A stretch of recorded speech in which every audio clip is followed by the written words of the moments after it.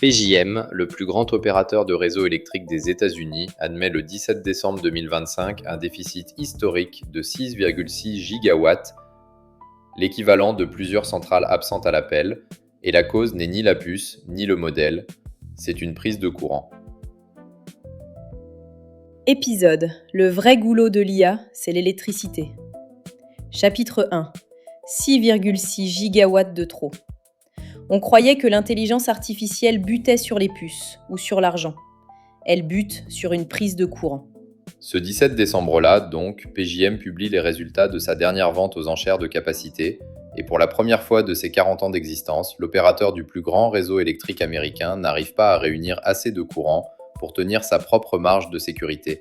20% de réserve, c'était la règle qu'il s'était fixée. Il en livre 14,8 et l'écart se traduit par un chiffre que le régulateur fédéral qualifiera d'alarmant, 6623 MW manquants pour l'année de livraison 2027-2028, soit ces 6,6 gigawatts déjà entendus, l'équivalent de plusieurs réacteurs qui ne répondraient pas à l'appel. 6 mois plus tard, le 4 juin 2026, Bloomberg pose la phrase que personne dans la Silicon Valley n'avait envie de lire. Le boom des centres de données d'intelligence artificielle menace de faire éclater ce même réseau, celui qui porte le nom technique de PJM, qui alimente 13 États depuis les plaines de l'Illinois jusqu'à la côte du New Jersey et qui dessert 67 millions d'habitants.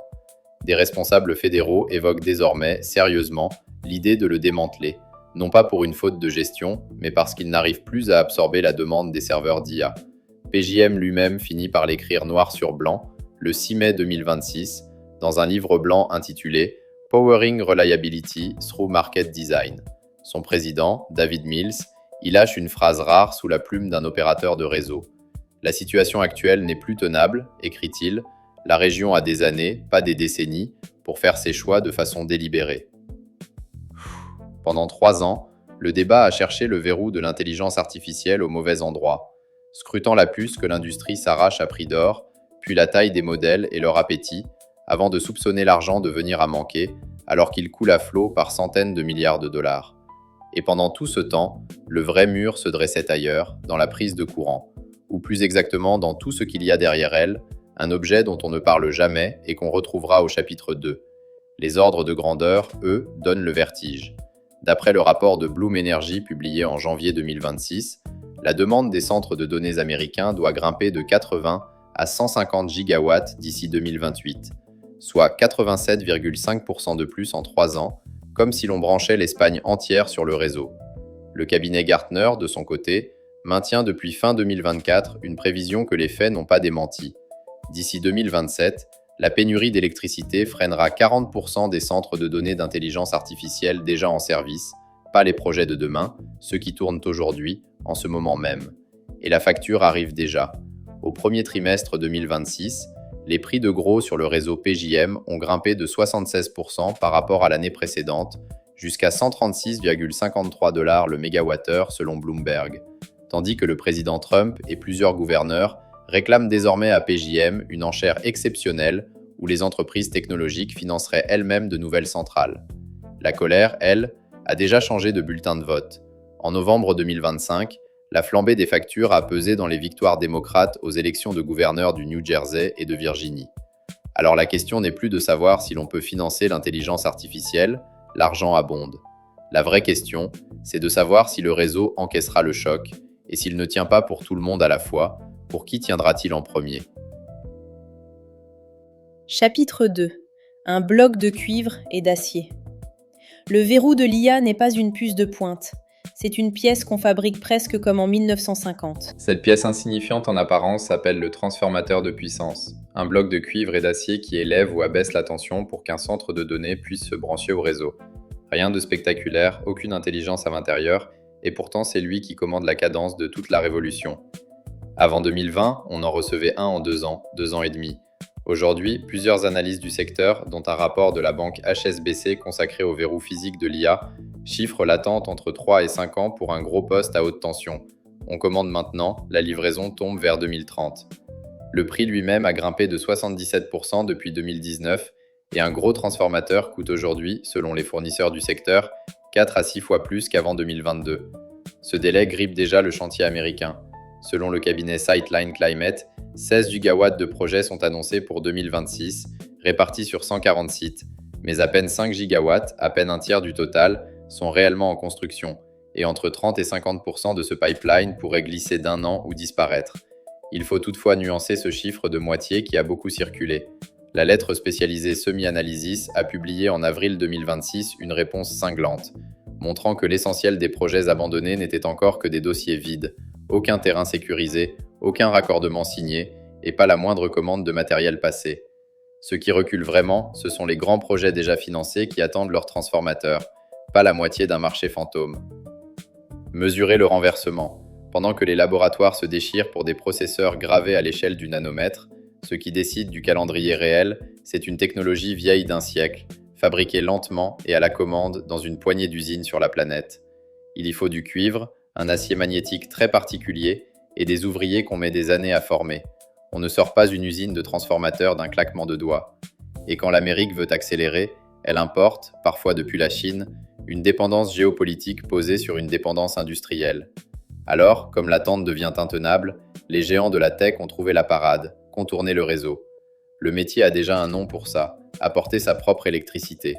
On bâtit sa centrale juste à côté de ses serveurs et on tourne le dos au réseau public. Elon Musk a déjà institué la pratique côté XAI avec des générateurs au gaz installés sans permis à côté de ses serveurs du Tennessee. Et l'électricien Georgia Power a fini par autoriser ses plus gros clients à apporter leur propre énergie plutôt que d'attendre le réseau. Chaque géant qui se débranche ainsi retire autant de capacité qui n'ira jamais soulager le réseau de tout le monde. Gardez cette image en tête, elle revient au chapitre 4 et elle change tout. Chapitre 3, 1935. Casser le plus grand réseau électrique américain ne serait pas une première. La dernière fois, c'était il y a presque un siècle. Pour comprendre ce que voudrait dire démanteler PJM, il faut remonter à un homme qu'on a presque effacé des mémoires, Samuel Insull. Dans les années 20, Insull bâtit l'empire électrique le plus puissant des États-Unis. Un château de holding empilé les unes sur les autres, plus de 85 sociétés, des clients dans 32 États.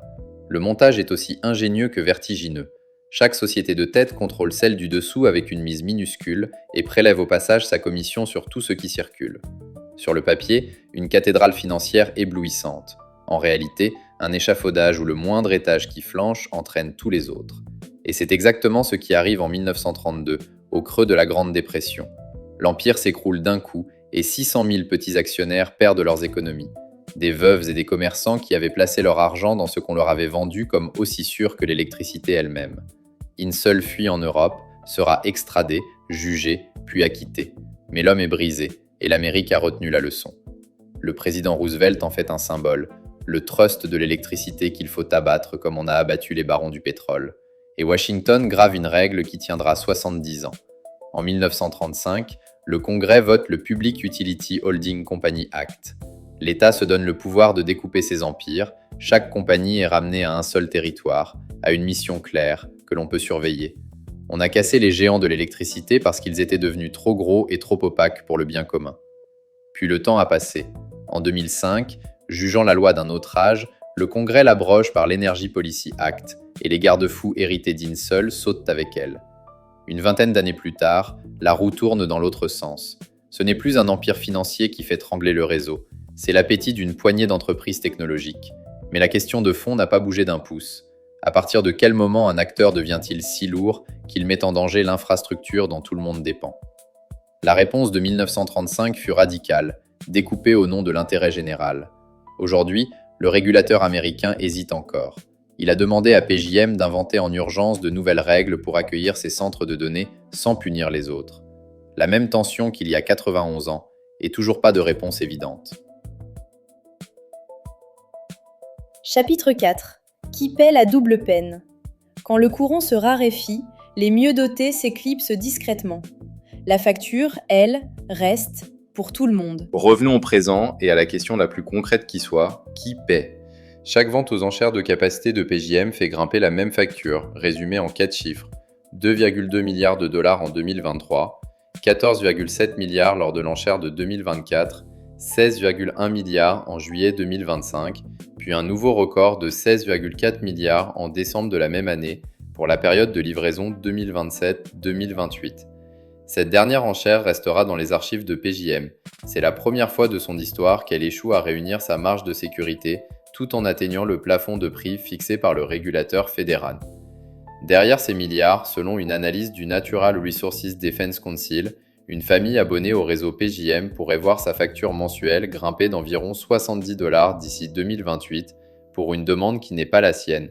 Et si rien ne change, le même cabinet chiffre la facture cumulée de tous les abonnés PJM à 100 milliards de dollars supplémentaires d'ici 2033.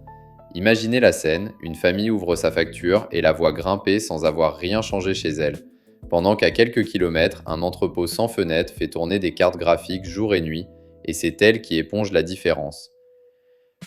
La tension est telle qu'en novembre 2025, le gendarme des marchés de PJM a déposé une plainte auprès du régulateur fédéral pour forcer les centres de données à sécuriser leur propre production avant de se raccorder. Une position combattue par la coalition du secteur, où siègent Google, Microsoft, Meta et Amazon. La seconde moitié de cette double peine se joue juste en face. Souvenez-vous du chapitre 2, apporter sa propre électricité. Les acteurs les mieux dotés ne subissent pas la pénurie, ils s'en extraient. L'exemple le plus frappant porte un nom de code, Project Jupiter. Le 27 avril 2026, Oracle et son partenaire Borderplex annoncent pour leur campus de Doña Ana County, au Nouveau-Mexique, jusqu'à 1400 acres et 165 milliards de dollars d'investissement au total, qu'ils renoncent aux turbines à gaz et au groupe diesel initialement prévus. À la place, jusqu'à 2,45 gigawatts de piles à combustible signées Bloom Energy, entièrement coupées du réseau public, l'un des plus grands micro-réseaux en île du monde, avec une réduction d'environ 92% des émissions d'oxyde d'azote. Ce seul contrat s'inscrit dans un partenariat plus large entre Oracle et Bloom Energy, plafonné à 2,8 gigawatts sur l'ensemble de leur site américain, Doña Ana compris. Vous voyez le partage qui se dessine, d'un côté ceux qui ont les moyens de se construire une centrale privée et de quitter le navire, de l'autre l'abonné ordinaire arrimé au réseau commun qui hérite de la facture et de la fragilité. Or le réseau électrique avait été pensé depuis un siècle comme un bien partagé où le solide paie un peu pour le fragile. L'intelligence artificielle est en train de le transformer en club. Ceux qui peuvent sortir, sortent et chaque départ aggrave le sort de ceux qui restent. Parce qu'il faut bien quelqu'un pour porter les coûts fixes d'un réseau qui, lui, ne rétrécit pas. Moins d'épaules sous le même poids, c'est la définition d'une spirale. Est-il juste qu'un retraité de l'Ohio paie, sur sa facture, l'entraînement d'un modèle dont il ne verra jamais la couleur, ou bien est-ce le prix d'une infrastructure nationale dont l'IA fait désormais partie ? Les deux se défendent et c'est exactement pour ça que ce sujet est politique et pas comptable. Chapitre 5. La grille des prochains mois. Pas une prédiction, quelques signaux à surveiller et une question qui ne se réglera pas toute seule. Alors, sur quoi garder l'œil dans les 18 mois qui viennent ? Le sort de PJM d'abord. Dans son livre blanc de mai 2026, l'opérateur esquisse 3 chemins pour l'avenir de son marché de capacité. Le stabiliser tel qu'il est, rationner la fiabilité entre catégories de clients ou de régions, ou l'abandonner au profit d'un marché centré sur l'énergie plutôt que sur la seule capacité de réserve. Le choix retenu dira si l'on répare le réseau commun ou si on le redessine pour servir l'IA en priorité. Un rendez-vous plus proche encore, la prochaine enchère de capacité prévue cet été, le plafond de prix qui a limité la facture jusqu'ici doit justement expirer après ce tour-là. Côté politique, le camp Trump campe toujours sur son enchère exceptionnelle financée par la tech évoquée au premier chapitre. Reste à voir si PJM s'y radie ou s'en tient à ses 3 chemins internes. Un indice plus simple à suivre ensuite, le nerf de la guerre, leur production de transformateurs rattrape-t-elle enfin la demande ou ce délai de 3 à 5 ans s'installe-t-il pour de bon ? Il y a aussi les annulations de chantiers déjà financés, celles qui portent sur du matériel commandé et non sur du papier. Elles en disent plus long que n'importe quelle promesse de gigawatts dans un communiqué. Et surtout, ce grand basculement, la fuite hors du réseau. Si les Project Jupiter se multiplient, c'est que les plus puissants ont renoncé à attendre l'infrastructure commune et qu'ils s'en bâtissent une à côté que presque personne ne régule. Le réseau public ne se vide jamais d'un coup, il se vide par le haut, en perdant d'abord ses plus gros clients, ceux-là même qui finançaient son entretien.